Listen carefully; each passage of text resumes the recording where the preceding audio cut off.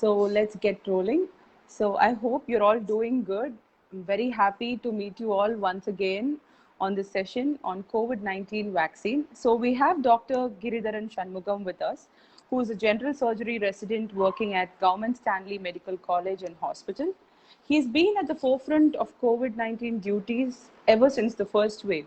And he is someone who is exposed to all the varieties of COVID cases, I must say, from asymptomatic to critically ill to post-COVID patients, Leah. So I don't think we can have anyone better than him to talk about this topic, which is COVID-19 vaccination. So how are you, Giri?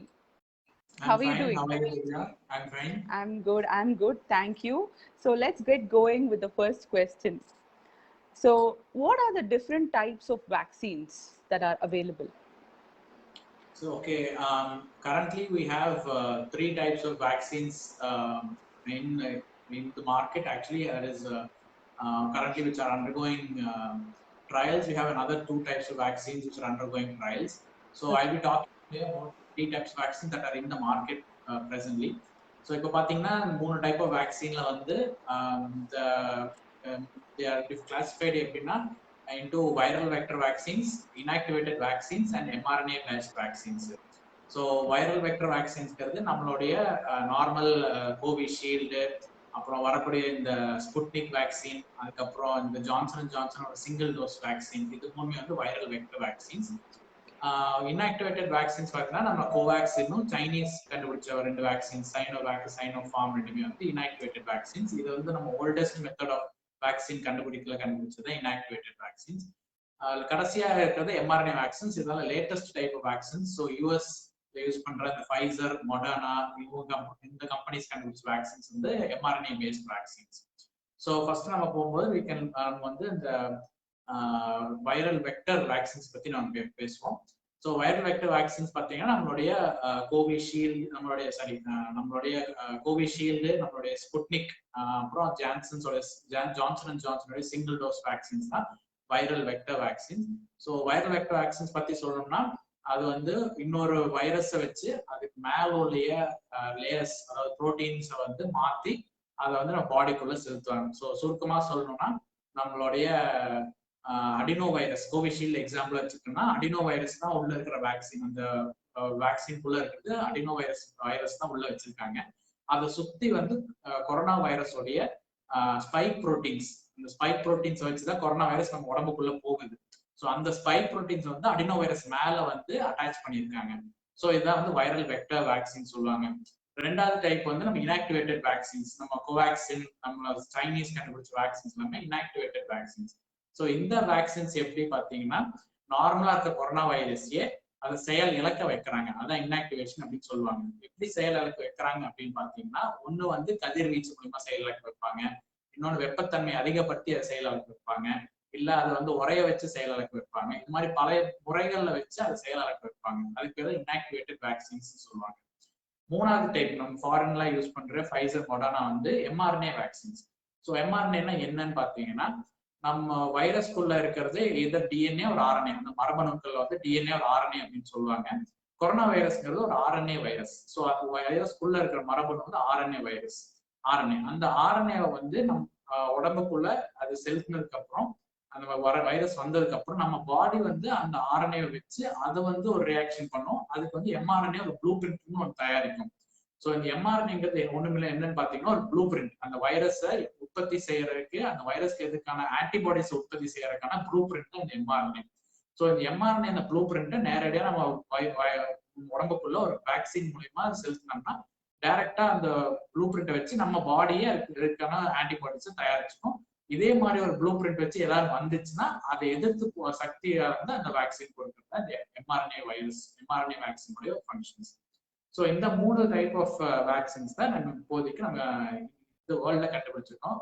அடுத்து வரக்கூடியது வந்து சிலதான் protein based வேக்சின்ஸ்லாம் வருது அப்படின்னு சொல்லியிருக்காங்க. Like Novavax ஒரு protein based வேக்சின்ஸ்லாம் வருது, அதெல்லாம் ட்ரையல்ஸ் இருக்குன்னு சொல்லியிருக்காங்க.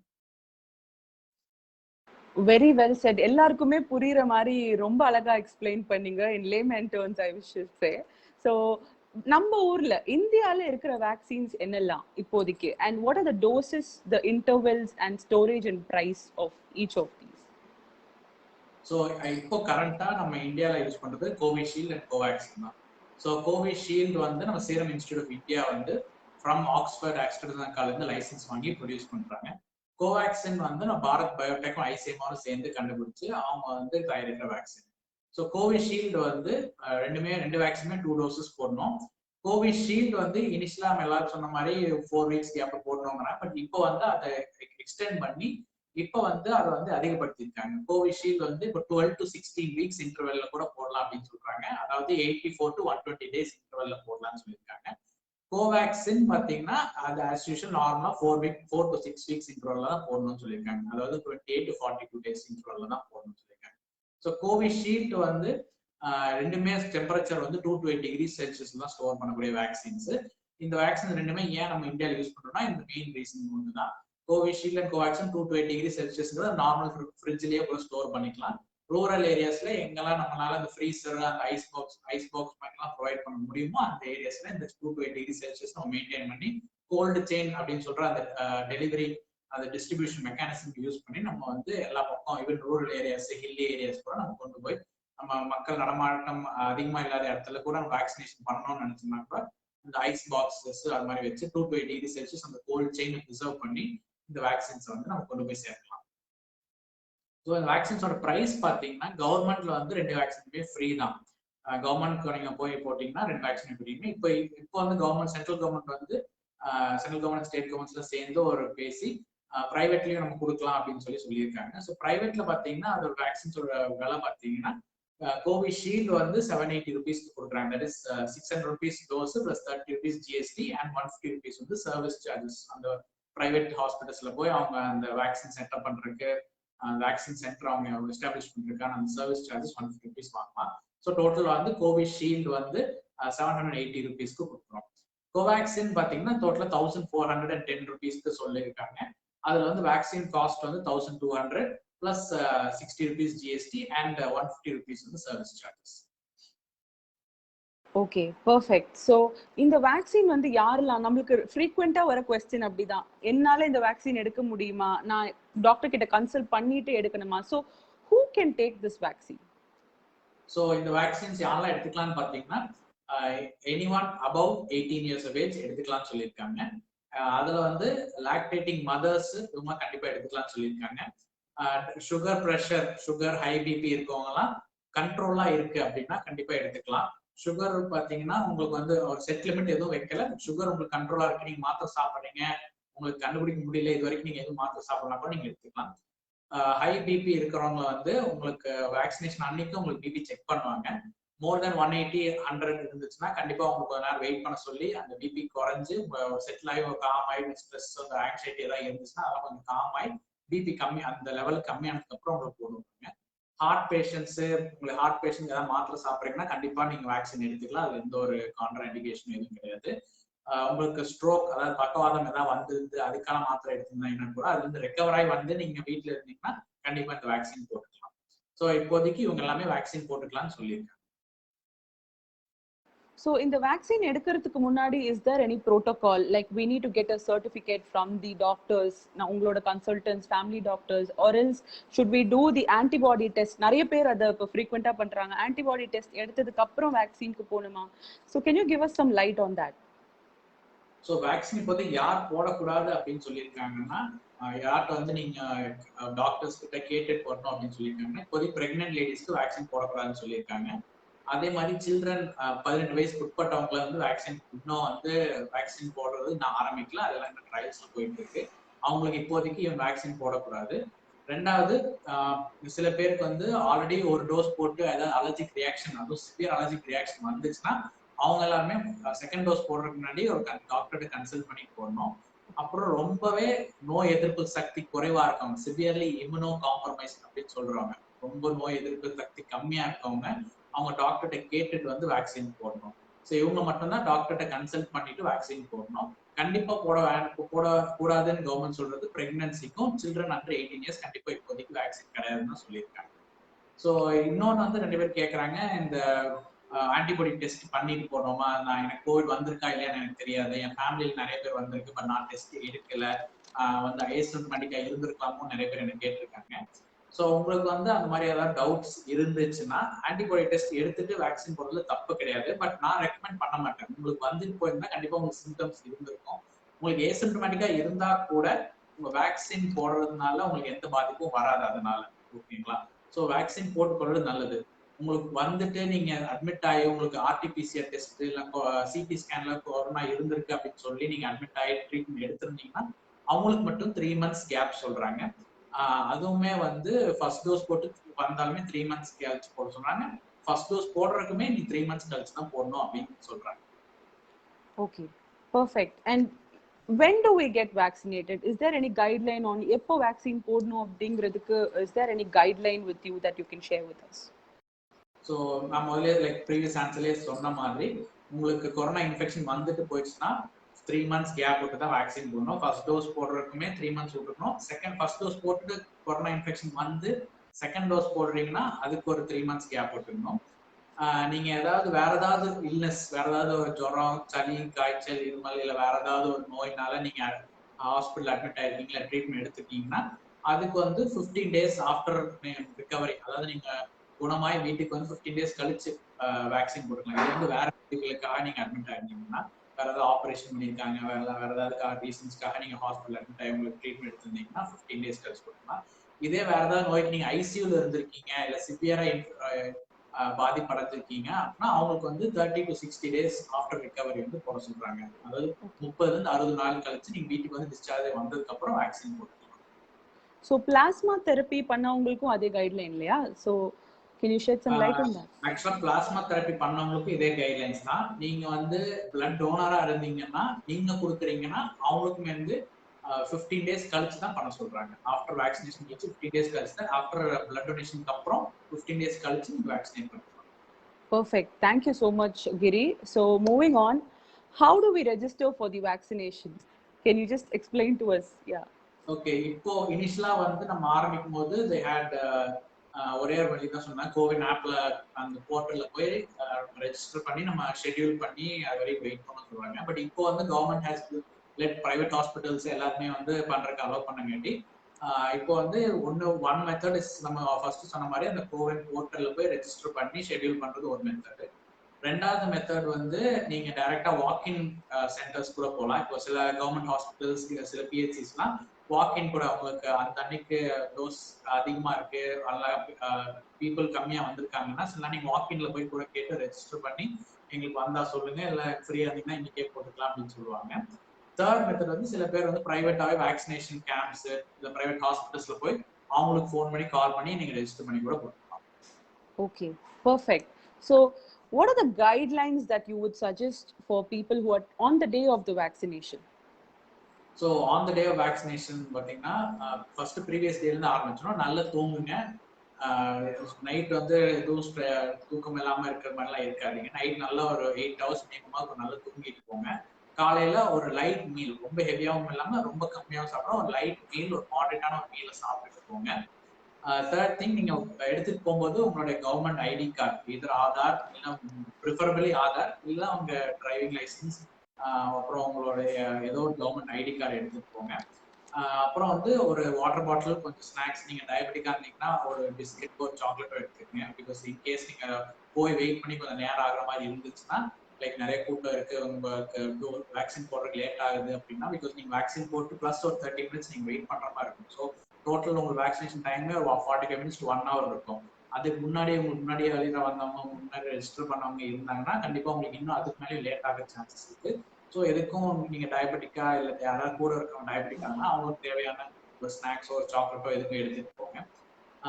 அதுக்கப்புறம் பார்த்தீங்கன்னா நீங்க வந்து வேக்சினேஷன் பண்ணதுக்கு அப்புறம் அந்த அன்னைக்கு அந்த அன்னைக்கு ப்ளஸ் நெக்ஸ்ட் டே வரைக்கும் 1 to 2 days எந்த ஒரு ஸ்ட்ரென்யூஸ் எக்ஸசைஸ் ஒரு ஆக்டிவிட்டி எதுவும் பண்ணாதீங்க. சாப்பாடுல எந்த ஒரு குறைபாடுமே கிடையாது. நீங்க நான்வெஜ் சாப்பிடலாம், எல்லாமே நார்மலா பண்ணலாம், அதெல்லாம் கிடையாது. சில பேர் கேட்டாங்க என்ன நீங்க சிகரெட் குடிக்கலாமா, ஆல்கஹால் சாப்பிடலாமான்னு. என்னோட கருத்து என்ன, preferably please avoid smoking and alcohol 1 to 2 days before, 1 to 2 days after vaccination. அதுக்கும் வேக்சினேஷன் சம்மந்தம் இல்லை, பட் ஒரு நல்லதுக்காக நான் சொல்றேன். Because it will preferably will be helpful for you. உங்களுக்கு சொல்றேன். Perfect, Giri. So what are the vaccine related side effects? ஏன்னா அதுதான் நிறைய பேர் நம்ம மக்கள் வந்து பயந்துட்டு இருக்காங்க. எனக்கு நியூஸ்ல பார்த்தும் அவங்க சுத்தி இருக்கிற ஒரு சில நியூஸ் கேட்டுட்டும் ரொம்ப பயப்படுற விஷயம் side effects. So can you explain to us on what are the true side effects of vaccine? So vaccine related side effects பாத்தீங்கன்னா first minor side effects and serious complications அது மாதிரி பிரிச்சுக்கலாம் நம்ம.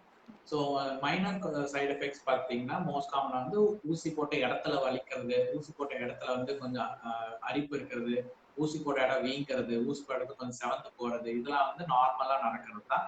இதுக்கு வந்து நீங்க எதுவும் பண்ண தேவையில்ல, ஐஸ் கட்டியோ ஒரு முத்திரமோ அது மாதிரி எதுவும் தேவையில்லை. நல்லா கொஞ்சம் ஒரு அமுத்தி பிடிச்சி கொஞ்சம் லைட்டா தேய்ச்சுட்டா போதும், சரிங்களா? அதுக்காக எதுவுமே ஸ்பெஷலா எந்த ட்ரீட்மெண்ட் எடுக்க தேவையில்லைங்க. அது வந்து நார்மலாவே ஊசி போட்டா வரதுதான், அதனால எதுவும் பயப்படுற மாதிரிலாம் எதுவும் நடக்கும். செகண்ட் வந்து சில பேருக்கு வந்து வேக்சின் போட்டதுக்கு அப்புறம் அந்த அன்னைக்கு இல்லை அடுத்த நாள் ஒரு 48 to 72 hours அந்த அன்னைக்கு அடுத்த நாள் அதுக்கு 3 days வரைக்குமே சில பேருக்கு வந்து ஒரு மைல்டா ஒரு ஜுரம், ஒரு கொஞ்சம் தலைவலி, உடம்பு டயர்ட்னஸ், அந்த மாதிரி கூட ஒரு திருப்பி ஒரு சோர் த்ரோட் அந்த மாதிரி கூட வர்றதுக்கான ஒரு சிம்டம்ஸ் இருக்குது. இதெல்லாம் நார்மலா ஒரு வேக்சின் போட்டா வரக்கூடிய சிம்டம்ஸ் தான். இது போட்டா வந்து உங்க பாடி வந்து வேக்சினுக்கு எதிர்க்க வேலை செய்யுது, உங்க பாடி வந்து அது ரியாக்ட் பண்ணுது அப்படின்னு தான் அர்த்தம். ஸோ அதனால அது மாதிரி வந்துச்சுன்னா பயப்பட வேண்டாம். உங்களுக்கு வேக்சின் போட்ட சென்டர்லேயே சில நேரம் பேராசிட்டமாலோ இல்லை ஒரு இபுப்ரூஃபன் அந்த மாதிரி ஏதோ ஒரு டேப்லெட் கொடுப்பாங்க. அது மாதிரி சிம்டம்ஸ் வந்தா மட்டும் அந்த டேப்லெட் போட்டிங்கன்னா போதும். சும்மா நம்ம தேவையில்லாம டேப்லெட்ஸ் போடணுங்கிறது அவசியம் இல்லை. உங்களுக்கு இது மாதிரி நான் சொன்ன மாதிரி சிம்டம்ஸ் ஏதாவது இருந்துச்சுன்னா நீங்க டேப்லெட் போடலாம். இந்த சிம்டம்ஸ் எல்லாமே பாத்தீங்கன்னா மேக்ஸிமம் வந்து 3 days வரைக்கும் தான் வரும். 3 days பாத்தீங்கன்னா அடுத்து உங்களுக்கு இன்னும் கண்டினியூஸ்னா கண்டிப்பா நீங்க போய் டாக்டர் பார்க்கணும். 3 daysலயே அந்த சிம்டம்ஸ் எல்லாம் நின்றும். அடுத்த நாள் நீங்க பாத்தீங்கன்னா திருப்பி ஒரு டயர்ட்னஸ் எதுவுமே இல்லாம நார்மலா இருப்பீங்க இந்த சிம்டம்ஸ்க்கு அப்புறம். ஸோ இது தவிர வந்து சில ஸ்பெசிஃபிக்கான சைட் எஃபெக்ட்ஸ் 2 வேக்சினுக்குமே சொல்றாங்க. ஸோ கோவிஷீல்டுக்கு பார்த்தீங்கன்னா நெறி கட்டுதும் அப்படின்னு சொல்றாங்க. அதாவது நின்னீர் என்லார்ஜ் லிம்ஃப் நோட் அது மாதிரி வருதுன்னு சொல்றாங்க. சில பேருக்கு வந்து கோவிஷீல்டு போட்டோடனே நம்ம நார்மல் கொரோனா மாதிரியே சிம்டம்ஸ் ஒரு 2 days 3 days மட்டும் இருக்குது அப்படின்னு சொல்றாங்க. இதுக்கு மேல இந்த சிம்டம்ஸ் கண்டினியூ ஆச்சுன்னா மட்டும் நீங்க கண்டிப்பா நீங்க டாக்டர் போய் செக் பண்றது நல்லது. இன்னொன்னு சில பேருக்கு வேக்சின் போட்டதுக்கு அப்புறம் அதிகமா வேர்க்கிறது, இல்ல ஒரு தழும்பா உடம்பு ஃபுல்லா வருது அப்படின்னு சொல்றாங்க. இதுல நார்மலா வேக்சின் வரக்கூடிய கோவிஷீல்டு வேக்சின் வரக்கூடிய சைட் எஃபெக்ட்ஸ், இதை பார்த்து பயப்பட தேவையில்லை. 3 days மேல இருந்தா மட்டுமே நீங்க போய் டாக்டர் பார்க்கணும். கண்டிப்பா வேற ஏதாவது ரீசனா கூட இருக்கலாம். கோவேக்சின்ல சில சைட் எஃபெக்ட்ஸ் பாத்தீங்கன்னா ஒண்ணு வந்து வாந்தி, சில பேருக்கு டயரியா அதாவது லூஸ் மோஷன் ஆகுதுன்னு சொல்றாங்க. சில பேருக்கு இந்த தடுப்புகள் வருதுன்னு சொல்றாங்க. ஸோ 2 வேக்சினுக்குமே பாத்தீங்கன்னா நிறைய பேர் கேட்டது வந்து சில பேருக்கு அந்த ஹார்ட் பிளாக் ஆயிருக்கு, கிளாட்ஸ் வந்துருக்கு அப்படின்னு சொல்றாங்க. ஸோ கவர்மெண்ட் ஆஃப் இந்தியாவோட ஸ்டடி பண்ணதுல ஃப்ரம் ஜனவரி 15 டு ஜூன் 7 வரைக்கும் அவங்க ஸ்டடி பண்ணியிருக்காங்க. அதுல வந்து அவங்க 388 கேசஸ் வந்து இந்த மாதிரி ரிப்போர்ட் ஆயிருக்கு அப்படின்னு வந்து கிளைம்ஸ் வந்திருக்கு. அது உண்மையா இல்லையான்னு அவங்க விசாரிச்சிருக்காங்க. அந்த 388ல 31 மட்டும்தான் உண்மையான கேசஸ் கண்டுபிடிச்சாங்க. அந்த 31ல கேசஸ்ல ஒரே ஒரு பர்சன் தான் வேக்சின்னால டெத் ஆனாரு அப்படின்னு சொல்லி அவங்க கண்டுபிடிச்சிருக்காங்க. அது மார்ச் 31. மிச்சம் இருக்கிறவங்க எல்லாருமே கியூர் ஆயிட்டாங்கன்னு சொல்றாங்க. ஸோ வேக்சின் போடுறதுனால உங்களுக்கு எந்த ஒரு பாதிப்புமே வரப்போறது இல்லை. வேக்சின் போடுறது நல்லது. அதுக்கான சிம்டம்ஸ் இவ்வளவுதான். இதுக்கு மேல ஏதாவது சிம்டம்ஸ் 3 days மேல தொடர்ந்துச்சுன்னா கண்டிப்பா இது வேக்சின்னால வந்திருக்காது, இது வேற ஏதாவது ரீசன்னால தான் வந்தது. Perfect, Giri. And the most expected question of the time is vaccination for kids. ஏன்னா நம்ம எல்லாருமே the talk that's going on is the third wave and how it's going to be affecting children. So how do we protect children? Can we expect vaccine for kids anytime soon? Can you share some information on that? So vaccine for kids வந்து இப்போதைக்கு under trials தான் இருக்கு. So சில vaccines வந்து like நான் சொன்ன மாதிரி நோவேக்ஸ் vaccine, ஃபைசருடைய vaccines எல்லாமே வந்து தேர் அண்டர் ட்ரையல்ஸ் தான். பட் இந்தியாவில் வந்து இப்போதைக்கு they have not started trials. ஃபாரின்லாம் ட்ரையல்ஸ் நடந்துட்டு இருக்கு. இந்தியாவில் வந்து ஜூலைக்கு மேலே தான் ட்ரையல்ஸ் ஆரம்பிப்போம் அப்படின்னு சொல்லியிருக்காங்க. ஸோ அது ட்ரையல்ஸ் முடிஞ்சு நமக்கு சில்ட்ரனுக்கு வேக்சின் வரது கண்டிப்பாக 2-3 months மேலேயே ஆகும். Okay, perfect. So for how long are vaccines in India effective? Will we be needing a third booster dose? What is your say on that? Okay, vaccine efficacy ன்னு பாத்தீங்கன்னா கோவிஷீல்டோடது வந்து Oxford AstraZeneca வந்து world over அவங்க பண்ணியிருக்காங்க. ஸ்டடீஸ்ல வந்து 60 to 90% வரைக்குமே வேக்சினோட efficacy இருக்குன்னு சொன்னாங்க கோவிஷீல்டுக்கு. இப்போ லேட்டஸ்டா கூட ஒரு ஸ்டடி வந்து கோவிஷீல்டு வந்து மோர் எஃபெக்டிவ் இன் ப்ரிவென்டிங் த டெல்டா வேரியன்ட் அப்படின்னு கூட சொல்லியிருக்காங்க. கோவேக்சினோட phase 3 ட்ரையல்ஸ் ரிசல்ட்ஸ் பார்த்தீங்கன்னா 81% எஃபிகசி அப்படின்னு சொல்லியிருக்காங்க. ஸோ இந்த ரெண்டு வச்சு பார்க்கும்போது மோர் தென் 75% எஃபிகசி இருக்கும்போது கண்டிப்பா வந்து ரெண்டு வேக்சினுமே ரொம்ப பொட்டன்டான வேக்சின் தான் நம்ம சொல்ல முடியும். ரெண்டு வேக்சினுக்குமே டெல்டா வேரியன்ட் ப்ரொடெக்ஷன் இருக்குன்னு தான் கூட சொல்லியிருக்காங்க. Perfect. So another question that we received is international clients. இப்போ அவங்க யூகேலியோ யூஎஸ்லியோ or any other country first dose அங்க எடுத்துட்டு அந்த டோஸ்க்கு அவங்களுக்கு ரொம்ப காம்ப்ளிகேஷன்ஸ் or side effects வந்துட்டு they are traveling back on emergency to India. So what is the protocol that they need to follow here for the second dose? So இப்போதைக்கு vaccine mixing வந்து government of India approve பண்றது இல்லை. So அவங்க என்ன vaccine அங்கே ஃபாரின்ல போட்டிருக்காங்களோ அதே vaccine வந்து இந்தியாவில் போடலாம். அந்த வேக்சின் கிடைக்கலனா it is better to get an advice of the doctor before putting vaccination. அதுதான் என்னுடைய அட்வைஸ் ஆகும். Perfect. And lactating women ku vanditu vaccination very recently they have approved, and we are very happy to see a lot of mothers coming in and stepping up and putting vaccination. But nariya mothers enakume personally the worry is, will it affect the children? What are the risks and benefits abdingiradha? So can you share some information on that? Okay, இப்போ vaccine போடுறதுனால சில்ட்ரனுக்கான எந்த ரிஸ்க்குமே கிடையாதுன்னு prove பண்ணியிருக்காங்க. ஜிப்மர்ல கூட last week ஒரு study பண்ணி அவங்க release பண்ணதுல கோவிட் வேக்சின் போடுறதுனால லாக்டேட்டிங் மதர்ஸ்க்கு வந்து சில்ட்ரனுக்கான எந்த ஒரு எஃபெக்டும் போறது இல்லைன்னு தான் சொல்லியிருக்காங்க. ஸோ அதனால சில்ட்ரன் நீங்க வேக்சின் நீங்க போட்டு உங்களுக்கு ஃபீவர் அது மாதிரி ஏதாவது வந்தாலுமே சில்ட்ரனுக்கு வந்து எந்த எஃபெக்ட்டுமே அது பண்ண போறது. Perfect. And what about the milk supply after vaccination and lactating? This is very frequently asked to me. ஏன்னா நிறைய குரூப்ஸ்ல அவங்க பாக்குறாங்க வேக்சின் போட்டதுக்கு அப்புறம் ஒரு 1 வீக் அப்புறம் மில்க் சப்ளை டிப் ஆகுறது. Is this a myth or a fact? இது கண்டிப்பா மித் தான். வேக்சின் போடுறங்காட்டி உங்களுக்கு மில்க் சப்ளை கம்மியாகும்னா எந்த மாதிரி ஒரு ப்ரூஃப்மே கிடையாது. வேக்சின் போடுறதுனால கண்டிப்பா வந்து உங்க உடம்புக்கு ஆன்டிபாடிஸ் ப்ரொடியூஸ் ஆகி அதை வந்து குழந்தைங்களுக்கு இன்னுமே ப்ரொடெக்ஷன் தான் கொடுக்கும்னு தான் சொல்றாங்க. Perfect. Thank you so much, Giri, for your time. I think we come to the end of the questions. Would you like to sign off with your inputs to the audience? My last request to the audience would be please get vaccinated. எவ்வளவு சீக்கிரம் முடியுமோ வேக்சினை போட்டுக்கங்க. புது vaccines வரும், foreign vaccine வரும் அப்படிலாம் wait பண்ணிட்டு இருக்காதீங்க. என்ன வேக்சின் கிடைக்குதோ கண்டிப்பா ஃபர்ஸ்டே போட்டுக்கங்க. தேர்ட் வேவ் எல்லாரும் சொல்ற மாதிரி இட் இஸ் இன்னெவிட்டபிள். பட் நம்ம அதை ப்ரொடெக்ட் பண்ணோம், அது ப்ரிவென்ட் பண்ணோம் அப்படின்னா எல்லாருமே வேக்சின் போட்டாதான் தேர்ட் வேவ் ப்ரிவென்ட் பண்ண முடியும். ஸோ எல்லாருமே கண்டிப்பா வேக்சின் போட்டுக்கலாம். அதுக்கு எந்த ஒரு பிரச்சனையுமே கிடையாது. எல்லா வேக்சினுமே சேஃப் தான். எந்த வேக்சினாலுமே ஒரு பேஷண்ட் ஒரு சீரியஸான சைடு எஃபெக்ட்ஸ் யாருக்குமே வந்ததில்லை. வேக்சின் போட்டுக்கிறவங்க கொரோனா இன்ஃபெக்ஷன் வந்தாலுமே அவங்களுக்கு டெத் இது வரைக்கும் நாங்க பார்த்தது கிடையாது. ஸோ கண்டிப்பா நீங்க வேக்சின் போடுங்க. வேக்சின் போடுறது எல்லாருக்குமே safe. Thank you so much, Giri, for your time and stepping up to create this awareness. Ungaloda busy schedule, I know how you've been running around the clock. So ungaloda time odukki namukku information share pandradhukku, awareness create pannadhukku romba nandri. I'll catch you up soon with another very interesting session. Thank you so much. Thank you. Have a good day. Bye.